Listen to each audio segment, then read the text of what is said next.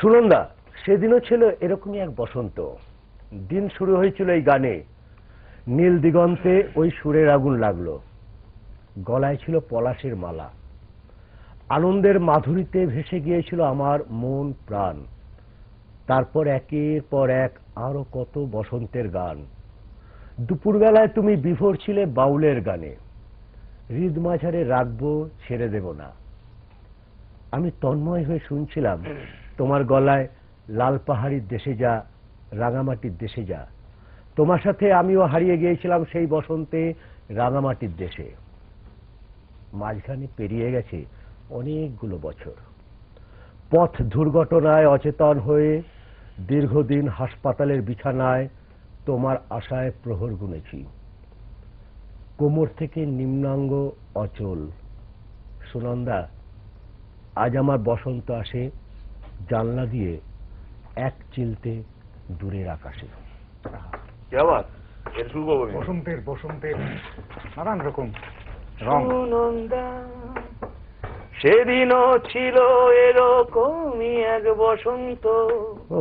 দিন শুরু হয়েছিল এই গানে, নীল দিগন্তে ওই সুরের আগুন লাগলো লাগলো। গলায় ছিল সে পলাশের মালা, আনন্দের মাধুরীতে ভেসে গিয়েছিল আমার মন প্রাণ।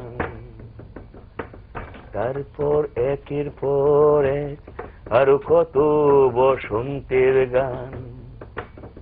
দুপুরে তুমি বিভোর ছিলে বাউলের গানে,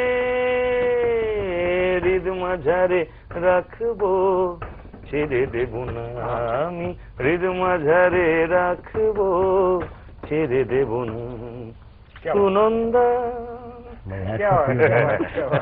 এইটা আমি পড়ে শুনবো। এটা বোধহয় পিলুয়ার পক্ষেই সম্ভব। আমি দিয়ে দিলাম তোমাকে, এটা আমার বসন্তের উপহার, একটা কবিতাকে করা এবং এটা অবশ্যই এটা বসন্তের উপহার। বললো যে এটার উপর সুদ দেবে এবং চিনে নিলাম, এটা মানে জিনে নিলাম,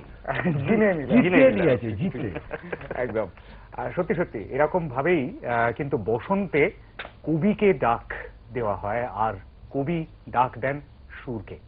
সুর আসে মানুষের গানে, আর গান ছড়িয়ে পড়ে আকাশে বাতাসে।